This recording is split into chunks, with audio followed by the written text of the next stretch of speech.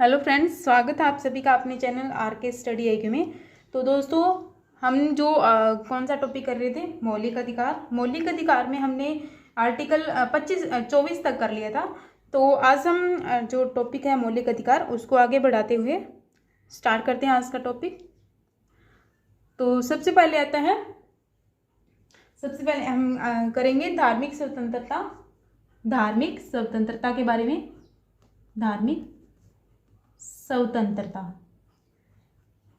धार्मिक फ्रीडम। तो धार्मिक स्वतंत्रता है तो इससे संबंधित जो भारतीय संविधान है, उसमें उद्देशिका में हमने पीछे पढ़ा था कि जो सभी नागरिकों को विचार, अभिव्यक्ति, विश्वास, धर्म और उपासना की स्वतंत्रता दी जाए या देने के बारे में जो कहा गया था। तो ये भी धार्मिक स्वतंत्रता है जो उद्देशिका में भी इसका वर्णन किया गया है। और जो भाग 3 है, भाग 3 में और आर्टिकल 25 से लेकर 28 तक इन जो उद्देशिका में दिए गए हैं उन सभी संकल्प को मूर्त रूप दिया गया है आर्टिकल 25 से लेकर आर्टिकल 28 तक में। इसमें धार्मिक स्वतंत्रता के बारे में है। तो आर्टिकल जो 25 और 28 है वो सभी व्यक्तियों के लिए, चाहे वो भारतीय हो या कोई विदेशी हो, धार्मिक स्वतंत्रता का अधिकार प्रदान किया गया है सभी व्यक्तियों को। जो आर्टिकल 25 से लेकर 28 तक भारतीय और विदेशी दोनों को ही धार्मिक स्वतंत्रता का अधिकार है।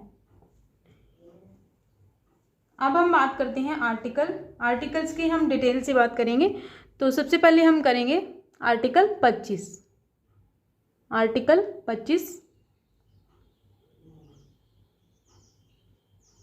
आर्टिकल 25 में क्या है? आर्टिकल आप याद रख लीजिएगा, आर्टिकल जो इम्पोर्टेंट है। तो आर्टिकल 25 जो ये तो हमारा मास्टर कैडर में अभी पीछे भी आया था कि जो धर्म से संबंधित स्वतंत्रता कौन से आर्टिकल में है, तो आर्टिकल 25 था। तो इसमें क्या स्वतंत्रता दी गई है, क्या फ्रीडम है? इसमें आर्टिकल में लिखा गया है अंतःकरण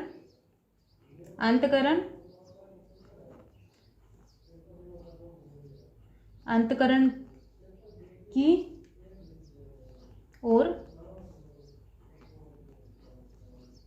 धर्म की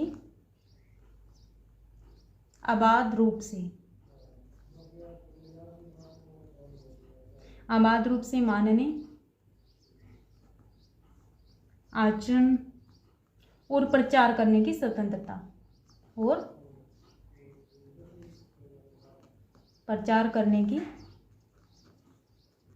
स्वतंत्रता तो ये आर्टिकल 25 में दी गई है। आर्टिकल 25 में अंतःकरण की और धर्म की अबाध रूप से मानने और आचरण और प्रचार करने की स्वतंत्रता, तो ये है आर्टिकल 25 में। तो इसमें हम देख लेते हैं कि जो ये वर्ड दिए गए हैं अंतःकरण की, धर्म की अबाध रूप से आचरण की और प्रचार करने की, इसमें क्या दिया गया है। तो सबसे पहले हम बात करेंगे अंतःकरण की। अंतःकरण का क्या अर्थ होता है? अंतःकरण का अर्थ होता है कि जो हमारी आंतरिक इच्छा, जो हमारी आंतरिक इच्छा होती है या कोई हमारी मन की इच्छा होती है कोई धर्म से संबंधित, कि हम इस भगवान को मानेंगे या इस भगवान को, इस आराध्य को की पूजा करेंगे, तो वो हमारे अंतःकरण की या हमारी आंतरिक स्वतंत्रता है। हमारी इच्छा है कि हम कोई भी धर्म या कोई आराध्य या भगवान को मान सकते हैं। तो ये अंतःकरण का अर्थ होता है। और धर्म की स्वतंत्रता, धर्म की अबाध रूप से मानने की स्वतंत्रता, तो इसमें क्या है कि इसमें कोई बिना किसी रुकावट के या जो अपनी आस्था और विश्वास की घोषणा कर सकते हैं कि हम तो भाई इस धर्म को मानते हैं। तो हमें कोई नहीं रोकेगा कि आप इस धर्म को क्यों मानते हैं या क्यों इस धर्म को मानिए आप या इस धर्म को मानिए। ये हमारी इच्छा है कि हम अपनी खुलकर हमारे धर्म को मान सकते हैं, हमें कोई भी रोक नहीं सकता। तो यह है धर्म की अबाध रूप से मानने की स्वतंत्रता। और आचरण में क्या है? आचरण का अर्थ है कि अपने धर्म से जुड़े हुए कोई भी कर्मकांड हो या कोई भी कार्य हो, कोई हवन करना हो या कोई धार्मिक कार्य करना हो, तो इसमें हमारा आचरण से संबंधित है, बिहेवियर। तो इसकी स्वतंत्रता भी हमें दी गई है। कोई भी कर्मकांड करना हो, कर्तव्य कोई भी कार्य, तो ये हम कर सकते हैं फ्रीडम से। आगे आता है प्रचार करने की स्वतंत्रता। प्रचार करने की जो फ्रीडम है वो तो आप सभी को समझ गए होंगे कि आपने जो आपका जो कोई भी धर्म हो तो उसका आप प्रचार प्रसार कर सकते हैं, किसी को समझा सकते हैं कि आप इस धर्म को मानिएगा, इस धर्म को, इसमें ये फ़ायदा है, इसमें ये फ़ायदा है, इसको आप समझा सकते हैं किसी व्यक्ति को।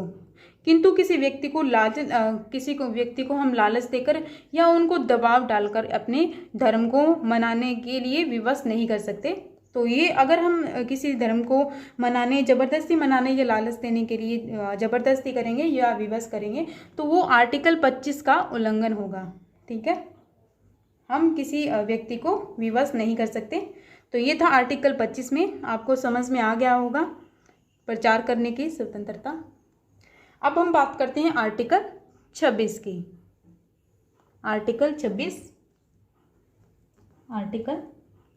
की आर्टिकल 26 में क्या दिया गया है? आर्टिकल 26 में है धार्मिक कार्यों के प्रबंध की स्वतंत्रता। धार्मिक कार्यों के प्रबंध की स्वतंत्रता। ठीक है, धार्मिक कार्यों के प्रबंध की स्वतंत्रता कैसे है, क्या दिया है इसमें? तो ये जो स्वतंत्रता है वो व्यक्तियों को नहीं दी गई। धार्मिक कार्यों के प्रबंध की स्वतंत्रता है जो व्यक्तियों को नहीं दी गई, बल्कि जो धार्मिक संप्रदाय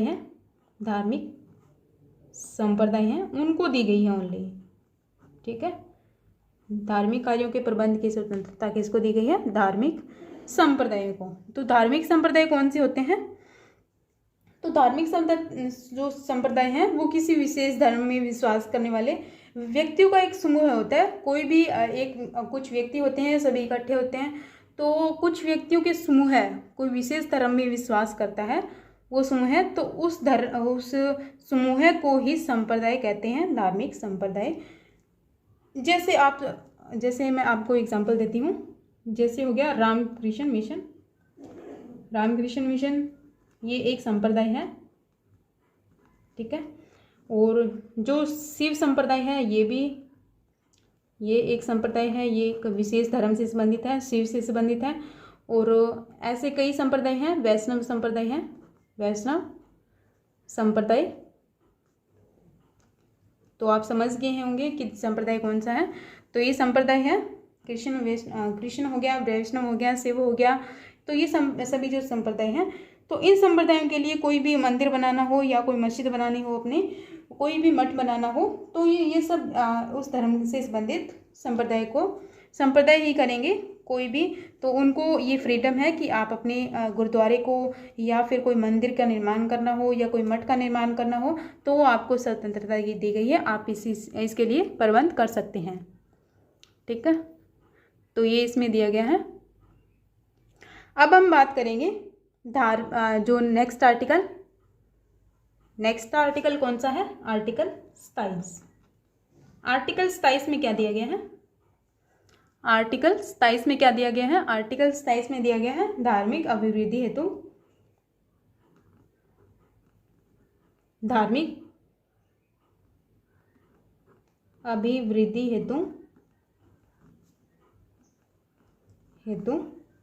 कर से मुक्ति।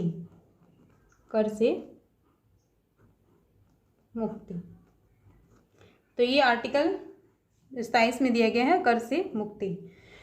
तो कर से मुक्ति कैसे है? तो इस आर्टिकल में जो आर्टिकल 27 है, तो इस आर्टिकल में जो यह दिया गया है कि अगर कोई व्यक्ति है, उसने अपनी सैलरी में से विशेष भाग है जो धार्मिक कार्यों में खर्च कर दिया है या कोई धार्मिक संस्था में दे दिया गया है, तो उस व्यक्ति को टैक्स देने में छूट होगी। तो ये इसमें है कि कोई व्यक्ति अपनी सैलरी में से आधा भाग या विशेष भाग किसी धर्म में खर्च करता है, कोई संस्था को देता है, तो उसको टैक्स भरने की छूट मिलेगी। तो यही इस कर से मुक्ति है। तो इस प्रकार जो राज्य सरकार जो भी अपना टैक्स इकट्ठा करती है, तो उसमें किसी विशेष धर्म में खर्च कर दिया है अपना टैक्स राज्य सरकार ने, तो वो आर्टिकल 27 का उल्लंघन होगा। आर्टिकल 27 का उल्लंघन होगा क्योंकि उसने एक ही धर्म में एक ही धर्म के लिए, जैसे आप समझ सकते हैं कि गुरुद्वारे में अकेले गुरुद्वारे के लिए उसने पैसा खर्च कर दिया है, तो वो आर्टिकल 27 का उल्लंघन होगा, क्योंकि उसने एक ही धर्म को जो बढ़ावा दिया है, औरों को नहीं दिया, मंदिर को, मस्जिद को, किसी को भी। तो ये आर्टिकल 27 का उल्लंघन होगा। अगर वो राज्य सरकार सभी धर्मों के लिए, सभी धर्म को इक्वल जो टैक्स होता है वो बांटती है, तो वो आर्टिकल 27 का उल्लंघन नहीं होता उसमें। ठीक है। इसी तरह जो राज्य सरकार है वो आर्टिकल 27 के अंडर जो धार्मिक कार्य है, तो धार्मिक कार्यों संस्थाओं पर टैक्स नहीं लगा सकती। कोई भी धार्मिक कार्य हो तो उसमें क्या नहीं लगा सकती, टैक्स नहीं लगा सकती, परंतु फीस इकट्ठा कर सकती है, फीस या शुल्क इकट्ठा कर सकती है। शुल्क कौन सा होता है? जैसे हम अभी जो राम मंदिर बन रहा है, तो उसके लिए हमसे सभी से, भारत के सभी लोगों से 10-10 रुपये इकट्ठे किए थे, तो वो इस फीस में आता है या शुल्क में आता है। तो शुल्क के बदले हमें वो सेवा प्रदान करना सरकार द्वारा, तो जो 10 रुपये इकट्ठे किए हैं सरकार ने, तो उसी से हमें जो मंदिर बना के देगी, उसी से उसके बदले हमें सेवा देगी। तो ये फीस इकट्ठा कर सकती है राज्य सरकार, टैक्स नहीं लगा सकती किसी भी धार्मिक संस्था पे या धर्म के से संबंधित। तो ये था आर्टिकल 27 के अंडर। अब हम बात करेंगे आर्टिकल 28 की, आर्टिकल 28 की। आर्टिकल 28 में क्या दिया गया है? ये है शिक्षण संस्थाओं के बारे में, जो एजुकेशन इंस्टीट्यूट होते हैं, विद्यालय हैं शिक्षा से संबंधित। तो ये आर्टिकल 28 में दिए गए हैं शिक्षण संस्थाओं के बारे में, शिक्षण संस्थाओं के बारे में दिया गया है आर्टिकल 28 के अंदर। ठीक है। तो इसमें क्या है कि जो हमारे आर्टिकल 28 के अंदर जो सरकारी स्कूल है या गवर्नमेंट स्कूल है, तो उसमें हम जो धार्मिक शिक्षा नहीं दी जाएगी। जो हमारे गवर्नमेंट स्कूल है तो उसमें जो धार्मिक शिक्षा नहीं दी जाती, किंतु यदि किसी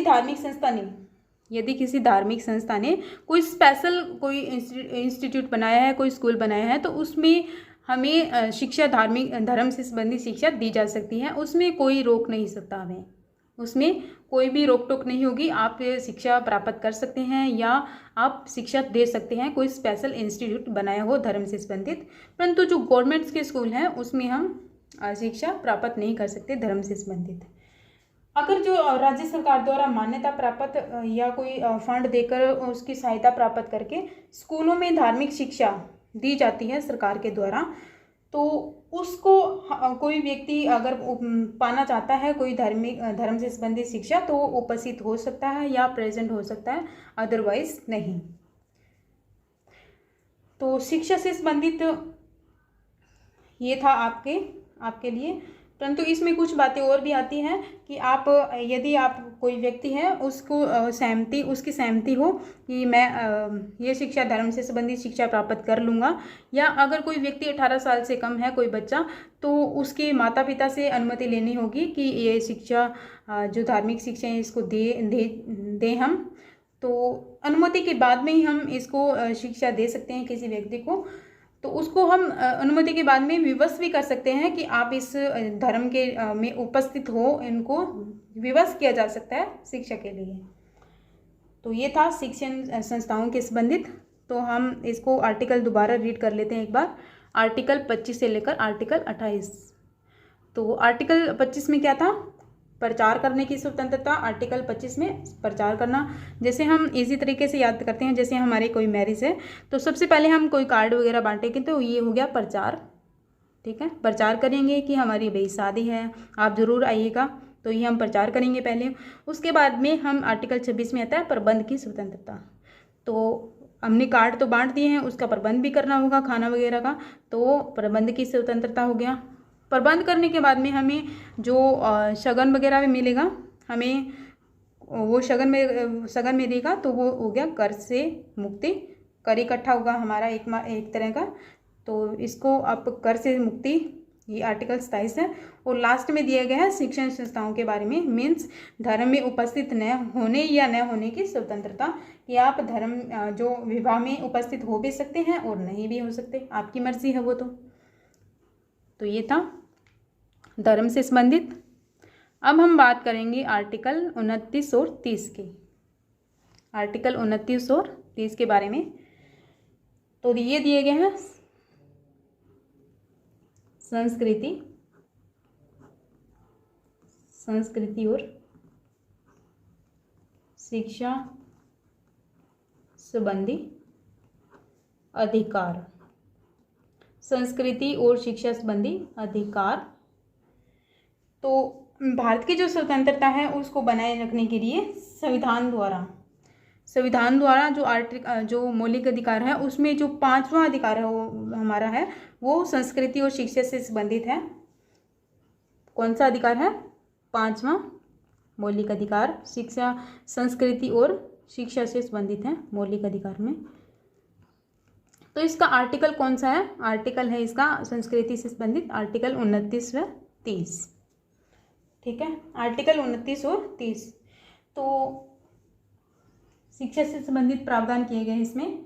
तो सबसे पहले हम आर्टिकल 29 में क्या दिए गए हैं? आर्टिकल 29 में है अल्पसंख्यक वर्गों के हितों को संरक्षण प्रदान करना। अल्पसंख्यक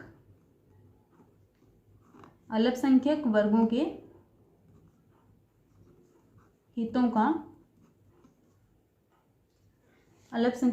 के हितों को संरक्षण प्रदान करना या उनकी संरक्षण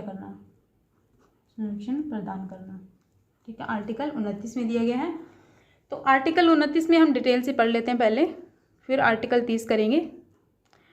आर्टिकल 29 में क्या है कि इसके आर्टिकल 29 के अनुसार भारत के हर नागरिक को जिसकी अपनी विशेष भाषा है, कोई अपनी विशेष लिपि है, स्क्रिप्ट है, या कोई संस्कृति है, कोई कल्चर है, तो उसको बनाए रखने के लिए ये अधिकार दिया गया है अल्पसंख्यक वर्गों के हितों के संरक्षण के लिए।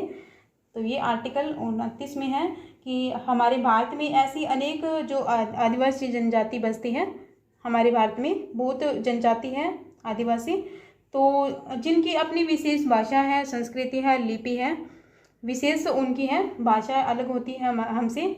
तो भारत की संस्कृति बनाए रखने के लिए बहुत आवश्यक है कि उनकी जो संस्कृति है उनको बचाए रखना।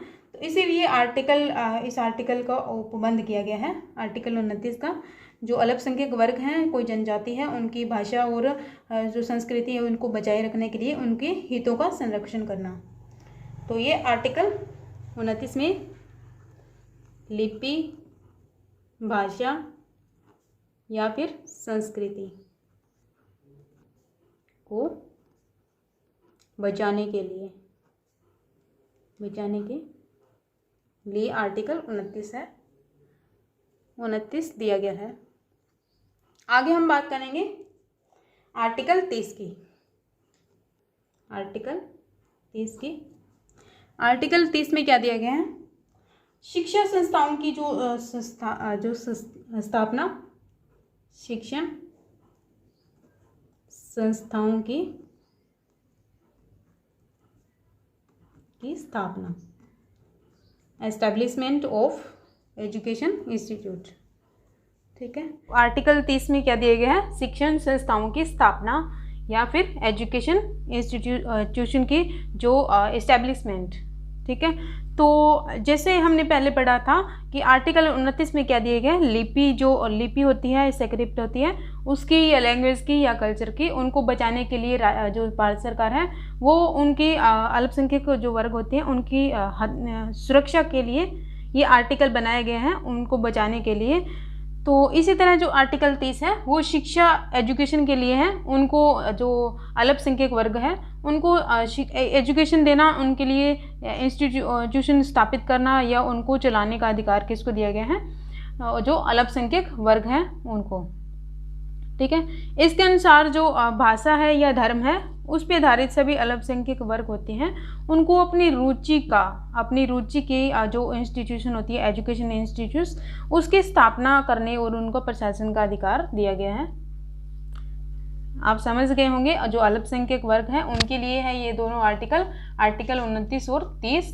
उनके जो भाषा, लिपि और संस्कृति को बचाने के लिए, और उनके लिए जो एजुकेशन जो इंस्टीट्यूशन होता है उनकी स्थापना करनी, और उनको जो है कोई भी उनकी भाषा है या उनका कोई भी प्रशासन है तो वो उनको चलाने के लिए छूट दी गई है या उनका अधिकार दिया गया है। इस तरह जो राज्य किसी भी एजुकेशन इंस्टीट्यूट को की सहायता देने में इस आधार पर कोई भी भेदभाव नहीं करेगी कि ये एजुकेशन इंस्टीट्यूशन जो है वो उनके लिए स्पेशल है। ये कुछ नहीं होता, अल्पसंख्यक वर्गों के लिए प्रबंध में नहीं करेगी कोई भी भेदभाव, सभी को एडमिशन दिया जाएगा इस एजुकेशन या कोई संस्थान है उसमें अल्पसंख्यक वर्गों के जो इससे अलावा। ठीक है, इसमें कौन कौन किसके साथ भेदभाव नहीं किया जाएगा, जैसे कोई धर्म, मूलवंश, जाति या भाषा के आधार पर मना है कि आप किसी के साथ भी भेदभाव नहीं करेंगे, जो हमने आर्टिकल पीछे पढ़ा था आर्टिकल 15। इसके आधार पर एजुकेशन में एडमिशन के लिए किसी को भी हम मना नहीं कर सकते, एडमिशन ले सकते हैं हर वर्ग के जो कोई भी हो। तो ये आर्टिकल 30 में है। अब हम आर्टिकल करेंगे आर्टिकल 31 के बारे में। आर्टिकल 31 तो हमारे संविधान में जो हमारा मौलिक अधिकार नहीं है, परंतु इसको ये कौन से आर्टिकल में था और कैसे इसको कौन से संविधान संशोधन के द्वारा इसको निरस्त कर दिया गया था उसके बारे में पढ़ेंगे। आर्टिकल 31। आर्टिकल 31 किससे संबंधित था? संपत्ति का मूल अधिकार था। ये संपत्ति का मूल अधिकार था। तो जब हमारा संविधान बना था तो तब उसमें आर्टिकल 31 के तहत जो संपत्ति का अधिकार है, जो मूल अधिकार है हमारा, तो वो उसमें रखा गया था आर्टिकल 31 में। परंतु जब 44वां संविधान संशोधन हुआ था, 44वां संविधान संशोधन कब हुआ था? 1978 के अंदर। 1978 के अंदर जो आर्टिकल जो हमारा राइट टू प्रॉपर्टी है उसको निरस्त कर दिया गया था, खत्म कर दिया गया था। किसके द्वारा? 44वें संविधान संशोधन 1978 के द्वारा उसको खत्म कर दिया गया था। ये आर्टिकल कौन से आर्टिकल में था? आर्टिकल 31 के अंदर। और जो हमारा जो 19 है, आर्टिकल 19 है, उसके अंदर जो कौन सा अधिकार था वो था 5वां, या हम कह सकते हैं 6 नंबर पे था। ये 6 नंबर पे 6वां अधिकार था जिसे ख़त्म कर दिया गया। और इसको अब कौन से आर्टिकल में जोड़ दिया गया है? आर्टिकल इसको संपत्ति के अधिकार को आर्टिकल रखा गया है इसका 300A में जो संपत्ति का अधिकार है वो है, और भाग कौन सा है? भाग 12 में है। तो संपत्ति के अधिकार को आर्टिकल 300A है अब, और भाग 12 है। तो इस संशोधन के बाद में जो संपत्ति का अधिकार था वो एक लीगल राइट बन गया है। लीगल राइट है हमारा, ना कि फंडामेंटल राइट, लीगल राइट है। तो इसके द्वारा हमारा कोई भी संपत्ति होती है कोई भी जब्त नहीं कर सकता, कोई भी कब्जा नहीं कर सकता, और हमें हमारी जो भी संपत्ति होती है या कोई ज़मीन होती है तो उसे हमें पाने के लिए कानून की सुरक्षा है, कानून से हम अपनी ज़मीन प्राप्त कर सकते हैं। तो ये था आर्टिकल 31 कह रहा है। ये तो आर्टिकल हमने पीछे कई बार पढ़ लिया है तो ये आपको याद ही हो गया होगा। ठीक है, तो अब हम आर्टिकल करेंगे। सबसे इम्पोर्टेंट आर्टिकल है आर्टिकल 32। आर्टिकल 32, आर्टिकल 32 में क्या दिया गया है? आर्टिकल 32 तो ये मोस्ट इम्पोर्टेंट आर्टिकल है। इसमें है संवैधानिक उपचारों का अधिकार। संवैधानिक उपचारों का अधिकार, ये आर्टिकल है जो मोस्ट इम्पोर्टेंट है, हमारे जो संविधान है उसका संरक्षक है आर्टिकल ये। तो भारतीय संविधान जो जहाँ अपने जो नागरिकों को मूल अधिकार प्रदान करता है, जो हमारा संविधान है, तो वही जो उन्हें जो लागू कराने के लिए जो संविधान में हमारे मौलिक अधिकार हैं उनको लागू कराने के लिए जो आर्टिकल है संवैधानिक उपचारों का अधिकार उसको दिया गया है। तो आर्टिकल जो हमारा 32 है इसके द्वारा हमारे जो मूल अधिकार है उसको हम लागू करा सकते हैं कोई भी सुप्रीम कोर्ट या हाई कोर्ट में या हमारे संविधान में। ठीक है, तो इसके द्वारा हमें जो अधिकार मिल सकते हैं आर्टिकल 32 के तहत। तो आर्टिकल 32 के तहत ही हमें संवैधानिक उपचारों का अधिकार, एक महत्वपूर्ण मूल अधिकार है हमारा आर्टिकल 32। तो इस आर्टिकल की जो विशेषता है बताते हुए बी आर अम्बेडकर ने आर्टिकल 32 के बारे में कहा है। आर्टिकल 32 के बारे में कहा है किसने? बी आर अम्बेडकर ने। बी आर अम्बेडकर ने क्या कहा है आर्टिकल 32 को? इन्होंने कहा है भारतीय संविधान का,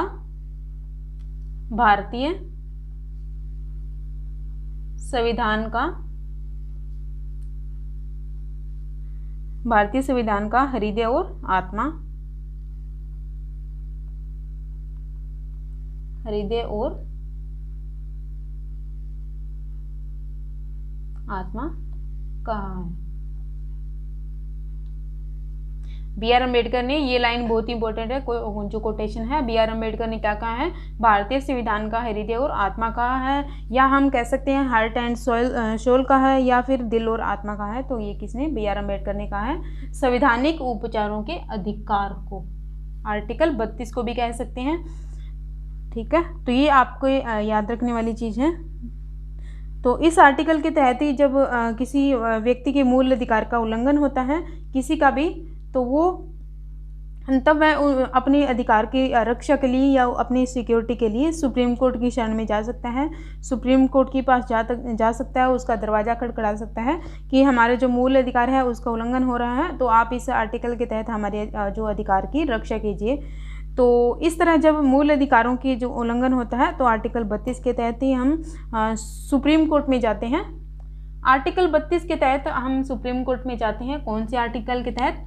सुप्रीम कोर्ट में तो जाते हैं हम आर्टिकल 32 के तहत, और अगर हमें हाई कोर्ट में जाना हो तो कौन से आर्टिकल के तहत जा सकते हैं? आर्टिकल 226। ये आर्टिकल है, आर्टिकल 32 और आर्टिकल 226, ठीक है। तो ये भी इम्पोर्टेंट है कि मूल संविधान है हमारी, उनकी सुरक्षा के लिए हमें सुप्रीम कोर्ट में जाना हो तो कौन से आर्टिकल के तहत जा सकते हैं? 32 के तहत। और अगर हमें हाई कोर्ट में जाना हो तो आर्टिकल 226 के तहत हाई कोर्ट में जा सकते हैं। अब हम बात करेंगे कि जो मूल अधिकार हैं उनको जो सुप्रीम कोर्ट और हाई कोर्ट में जाने के लिए हमें जो शक्ति प्राप्त है, हम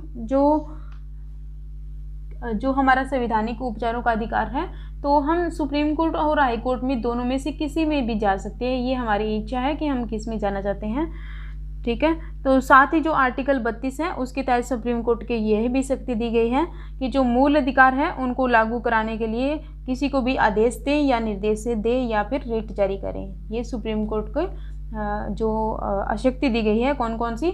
आदेश देने की, ऑर्डर देने की, या फिर निर्देश देने की, डायरेक्शन देने की, या फिर रिट जारी करने की, रिट जारी करने की। तो ये शक्ति किसको दी गई है? सुप्रीम कोर्ट को। अगर हम शक्ति की बात करें, हाँ मुझे ये पॉइंट याद आ गया कि अगर शक्ति की बात करें कि मूल अधिकारों के बारे में या फिर कोई भी और केस हो तो उसके बारे में इन सुप्रीम कोर्ट को ज़्यादा शक्ति प्राप्त है या हाई कोर्ट को? तो यहाँ पे हमें हाई कोर्ट टिक करना है, क्योंकि सुप्रीम कोर्ट के पास तो जो मूल अधिकारों के संरक्षण से संबंधित ही शक्ति प्राप्त है, परंतु जो हाई कोर्ट है इसे ज़्यादा शक्ति प्राप्त है। ये आप जो कई और मामले होते हैं उससे भी संबंधित रिट जारी कर सकता है। तो हाई कोर्ट को ज़्यादा शक्ति प्राप्त है सुप्रीम कोर्ट से, शक्ति प्राप्त है सुप्रीम कोर्ट से। ये भी एक पॉइंट बनता है यहाँ पे, आपको दिख तो रहा होगा ना। अब हम बात करते हैं कि जो सुप्रीम कोर्ट है उसको रिट जारी करने की शक्ति है। तो रिट जारी करने की शक्ति है तो आर्टिकल 32 के तहत आती है जो रिट। सुप्रीम कोर्ट को जो रिट जारी करने की शक्ति है, रिट जारी करने की शक्ति, वो कौन सी आर्टिकल के तहत है? आर्टिकल 32 के तहत, ठीक है। तो आर्टिकल 32 के तहत जो रिट जारी करने की शक्ति है वो हम देख लेते हैं कि रिट कितने प्रकार की होती हैं, कौन कौन सी होती हैं। तो जो रिट है वो 5 प्रकार की होती हैं। रिट कितने प्रकार की है? 5 प्रकार की रिट है। तो 5 प्रकार की रिट कौन कौन सी हैं, सबसे पहले हम ये जान लेते हैं। तो सबसे पहले रिट है जो वो है बंदी प्रत्यक्षीकरण। बंदी प्रत्यक्षीकरण, बंदी प्रत्यक्षीकरण जिसे इंग्लिश में हैबियस कॉर्पस भी कहते हैं, हैबियस कॉर्पस। सेकंड जो रिट है सीरियल वाइज ही चलेगी ये रिट, ऐसे नहीं कि पहले कोई भी और रिट आपने यहाँ पे दे दी। तो सबसे पहले बंदी प्रत्यक्षीकरण आएगा रिट में, और सेकंड रिट आएगी जो परमादेश। परमादेश, ये तो इस वर्ड में ही मीनिंग आपको पता लग रहा होगा, परमादेश या मैंडमस। मैंडमस, ठीक है। और थर्ड जो रिट आती है वो है प्रतिषेध। प्रतिषेध, ये भी इस जो वर्ड में ही मीनिंग है। प्रतिषेध का मीनिंग होता है प्रोहिबिशन। प्रोहिबिशन, प्रोहिबिशन का क्या अर्थ होता है? प्रोहिबिशन का अर्थ होता है रोकना या कोई प्रतिबंध लगाना। फोर्थ रिट आती है, फोर्थ रिट उत्प्रेषण। उत्प्रेषण, उत्प्रेषण का अर्थ होता है इंग्लिश में सर्टेरियर, सर्टेरियरी उत्प्रेषण। और फिफ्थ नंबर पे आती है अधिकार परीक्षा। अधिकार परीक्षा, अधिकार परीक्षा। अधिकार परीक्षा का जो इंग्लिश में अर्थ होता है क्यू वारंटो। क्यू वारंटो, आप इस वर्ड को समझ सकते हैं क्यू वारंटो कौन सी होती है, क्यू वारंटो। तो ये 5 प्रकार की जो रिट है, तो रिट को हम सीरियल वाइज कैसे याद रख सकते हैं, 1 बाय 1। तो इसको हम एक जो पॉइंट पढ़ेंगे कि एच सी में हो गया, एच सी मैंने ऊपर लिखा भी है, ऐसे लिखती हूँ हाई कोर्ट। तो एच सी मैंने हो गया हाई कोर्ट। एम में अमेंडमेंट्स का जो हाँ आप पहला शब्द लेंगे में, पी और इसका हो गया सी, पीसी। क्यू वारंटो का हो गया क्यों नहीं, हाई कोर्ट में पीसी क्यों नहीं, पीसी, ठीक है। तो हाई कोर्ट का हो गया हैबियस कॉर्पस, एम का हो गया मैंडमस, पी का हो गया प्रोहिबिशन, और सी का हो गया सेटेरियरी, और क्यू का हो गया क्यू वारंटो। तो आज आप इसको सीरियल वाइज ऐसे याद रख सकते हैं। तो अब हम बात करेंगे सबसे पहले पॉइंट, पहली रिट कौन सी है, बंदी प्रत्यक्षीकरण। बंदी प्रत्यक्षीकरण में क्या है, बंदी प्रत्यक्षीकरण, बंदी प्रत्यक्षीकरण के बारे में बात कर लेते हैं। बंदी प्रत्यक्षीकरण, बंदी प्रत्यक्षीकरण का अर्थ होता है कि व्यक्ति को पेश किया जाए। जो बंदी प्रत्यक्षीकरण का अर्थ क्या होता है कि व्यक्ति को पेश किया जाए, इसका अर्थ होता है व्यक्ति को पेश किया जाए, पेश किया जाए। आपको मैं ये बिल्कुल अच्छी तरीके से समझा दूंगी जिससे आपको कोई भी परेशानी नहीं होगी कि कोई रिट है वो किस तरह होती है या इसमें क्या होता है। तो बंदी के प्रत्यक्षीकरण का अर्थ होता है व्यक्ति को पेश किया जाए। तो कौन से व्यक्ति को पेश किया जाए, इसमें 1 सेकेंड,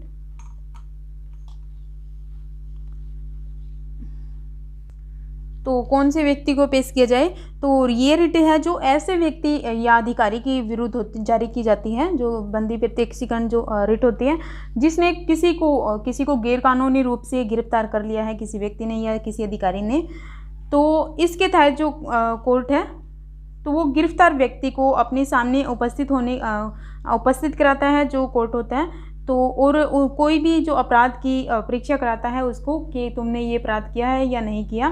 तो अगर वो कहता है कि मैंने ये अपराध नहीं किया तो उस गिरफ्तार व्यक्ति को छोड़ दिया जाता है कि ये अपराधी नहीं है। तो ये रिट किसी भी व्यक्ति द्वारा या गिरफ्तार व्यक्ति द्वारा प्रस्तुत की जा सकती है कि इसने हमें जो ज़बरदस्ती गिरफ्तार कर लिया है या कोई बिना बताए हमें गिरफ्तार कर लिया है। तो ये रिट इसके लिए लगाई जाती है उस अधिकारी के विरुद्ध जिसने गिरफ्तार किया है बिना किसी कारण के, बिना किसी कारण के, किसी कारण के, किसी कारण के गिरफ्तार करने वाले व्यक्ति के विरुद्ध जिसने बिना कोई कुछ कारण बताए हुए उस व्यक्ति को गिरफ्तार कर लिया है और उसका कोई भी दोष नहीं है, तो बंदी प्रत्यक्षीकरण उस व्यक्ति के विरुद्ध रिट जारी की जाती है। उस जिस व्यक्ति को गिरफ्तार किया है वो भी अपनी जो पेशकश कर सकता है कोर्ट में, अपनी एप्लीकेशन लगा सकता है। अदरवाइज जो उनके फैमिली मेम्बर होते हैं वो भी उसको रिट जारी कर सकते हैं। तो नेक्स्ट जो रिट है वो है परमादेश। परमादेश का अर्थ होता है मैंडमस।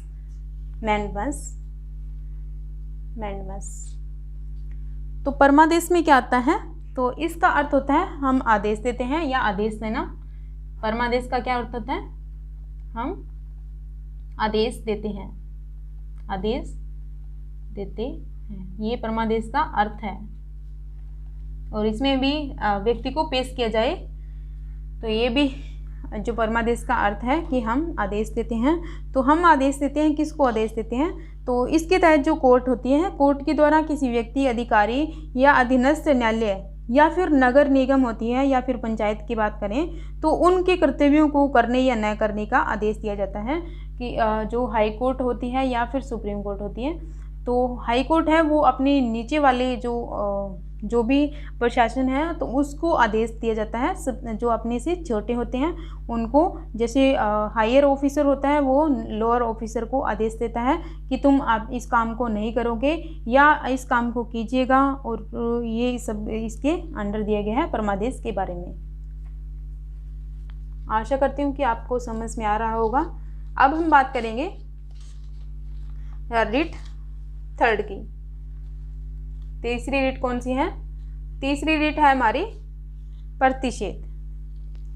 तीसरी रिट कौन सी है, प्रतिषेध। प्रतिषेध में क्या है, प्रतिषेध का अर्थ होता है प्रतिबंध लगाना या प्रोहिबिशन लगाना। तो प्रोहिबिशन लगाना या आपको मीनिंग समझ में आ गया होगा। इसका अर्थ होता है प्रोहिबिशन लगाना या फिर मना करना। मना करना इसका अर्थ होता है। तो मना करना मीन्स रोकना, ये इसका अर्थ है। तो ये रिट किसके द्वारा लगाई जाती है, ये रिट जो सुप्रीम कोर्ट या हाई कोर्ट होती है, सुप्रीम कोर्ट या फिर हाई कोर्ट होती है, सुप्रीम कोर्ट या हाई कोर्ट के विरुद्ध और हाई कोर्ट द्वारा सबॉर्डिनेट कोर्ट या अधीनस्थ न्यायालय होते हैं या फिर अर्ध न्यायिक अधिकरणों के विरुद्ध जारी की जाती है ये वाली प्रतिषेध या मना करने वाली रिट। किसके द्वारा जारी की जाती है, हाई कोर्ट या सुप्रीम कोर्ट के विरुद्ध, सुप्रीम कोर्ट के द्वारा या फिर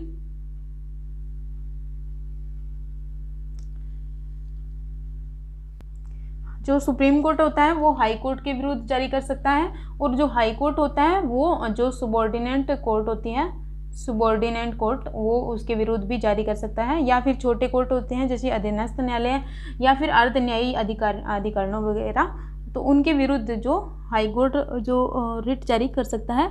इस तरह जो अधीनस्थ न्यायालय होते हैं उनको ऐसा काम करने से रोका जाता है कि उसके अधिकार जो उनके अधिकार क्षेत्र में नहीं होता है, उनकी सीमा के अंडर नहीं होता है, फिर भी वो काम करते हैं, तो उनको मना करने के लिए कि आपका जो अधिकार नहीं है या आपकी सीमा से बाहर ये काम है, आप इसको मत कीजिएगा, तो उसको मना करने के लिए ये रिट जारी की जाती है प्रतिषेध, सुप्रीम कोर्ट या हाई कोर्ट के द्वारा। ठीक है, अब हम बात करेंगे जो रिट फोर्थ की। फोर्थ रिट में क्या दिया गया है, फोर्थ रिट है उत्प्रेषण। फोर्थ रिट है उत्प्रेषण या फिर इसका अर्थ है सर्टेनरी। तो इसका अर्थ, इसके अंदर क्या दिया गया है, इसका अर्थ जो है पूरी तरह सूचित कीजिए या फिर जो है इसका अर्थ है टू बी सर्टिफाइड या पूरी तरह संतुष्ट कीजिए या पूरी तरह हमें सूचित कीजिए। तो ये रिट जो है वो अधीनस्थ न्यायालयों और न्यायिक अधिकारी होते हैं या फिर अर्ध न्यायिक कार्य करने वाले होते हैं अधिकारी, तो उनके निकायों के विरुद्ध जारी की जाती है। तो इसके द्वारा जो अन्य अधीनस्थ न्यायालय होते हैं या सबॉर्डिनेट कोर्ट्स होती हैं तो अब उनके पास जो अपने पास जो कोई भी मामला होता है उसे हाई कोर्ट में भेजने का निर्देश दिया जाता है। जो जैसे अधीनस्थ न्यायालय में कोई भी मामला है तो वो हाई कोर्ट अपने पास मंगवाता है या सुप्रीम कोर्ट अपने पास मंगवाता है। तो उससे संबंधित जो हाई कोर्ट है वो अपनी जानकारी मांगता है कि हमें सूचित कीजिए पूरी तरह कि आपके पास कौन सा केस है, या आपके पास सोर्स कम है, या फिर क्या कमी है, हमें सूचित कीजिए पूरी तरह। तो अगर संविधान से संबंधित कुछ केस है सबऑर्डिनेट कोर्ट के पास, तो भी हाई कोर्ट या सुप्रीम कोर्ट जो अपने पास मंगवाता है कि आपके पास कौन सा केस है। तो संविधान से संबंधित कोई भी केस है तो वो सबऑर्डिनेट कोर्ट होती है, वो इसका जो व्याख्या नहीं कर सकती संविधान की, इसीलिए जो सुप्रीम कोर्ट है या हाई कोर्ट है वो अपने पास मंगवा लेती है इससे जो भी केस होता है। तो जो हमने पीछे पढ़ा था, और जो रिट थर्ड, और रिट जो थर्ड कौन सी थी, प्रतिषेध, और जो प्रतिषेध और उत्प्रेषण जो रिट है उत्प्रेषण, तो ये दोनों रिट हैं वो अधीनस्थ न्यायालयों के विरुद्ध जारी की जाती है। ये दोनों रिट किसके विरुद्ध जारी की जाती है? अधीनस्थ न्यायालयों के। अगर आपको एग्जाम में पूछे कि जो अधीनस्थ न्यायालयों के विरुद्ध कौन कौन सी रिट जारी की जाती है, तो वो है प्रतिषेध रिट और उत्प्रेषण रिट। ये दोनों रिट अधीनस्थ न्यायालयों के विरुद्ध जारी की जाती है, के विरुद्ध जारी की जाती है। तो ये भी पॉइंट आपके लिए काफी इंपॉर्टेंट है। अब हम बात करते हैं रिट 5th नंबर पे। 4th नंबर की रिट कौन सी है? रिट 4th, 5वीं जो रिट है कौन सी है? वो है अधिकार परीक्षा। अधिकार परीक्षा इसका अर्थ होता है कि वारंटो जो जारी की जाती है। तो आपका जो अधिकार क्या है, तो आपका अधिकार क्या है? अधिकार परीक्षा के बारे में पूछा जाता है कि आपका क्या अधिकार है, आपका अधिकार क्या है, अधिकार क्या है। तो इससे संबंधित ये रिट जारी की जाती है। तो ये रिट जो ऐसे व्यक्ति के विरुद्ध जारी की जाती है जो किसी जो पद होता है या कोई पोस्ट होती है या पब्लिक ऑफिस होता है, तो उसमें गैर कानूनी रूप से प्राप्त किए हुए हैं कोई भी पद। तो इस रिट द्वारा उससे यह पूछा जाता है कि आपको कि वह किस अधिकार से उस पद पर उसको पद को प्राप्त किया हुआ है, या उसका क्या अधिकार है कि आप इस पद पर बैठे हो। इसका अधिकार तो किसी और को है, ये सीट तो किसी और की है, आप यहाँ पर क्यों बैठे हो। तो ये अधिकार परीक्षा रिट जारी की जाती है उस व्यक्ति के विरुद्ध। और जो जिसकी सीट होती है, जिसने आगे व्यक्ति रखा होता है, उसको भी इस रिट के द्वारा उस सुप्रीम कोर्ट में या हाई कोर्ट में बुलाया जा सकता है। और उसको बुलाने के बाद में या रिट जारी करने के बाद में जो सीट होती है वो हटा दी जाती है या उस सीट को खाली कर दी जाती है। तो यह रिट कोई भी व्यक्ति लगा सकता है, हमारे जिसको मालूम हो कि ये जो रिट है इसके जो सीट है उसकी सीट पे नहीं बैठा कोई और बैठा है, तो वो हम सभी व्यक्ति लगा सकते हैं। तो ये थी रिट के बारे में। तो रिट को हम दोबारा रीड कर लेते हैं कौन कौन सी रिट है। तो सबसे पहले हमने की थी बंदी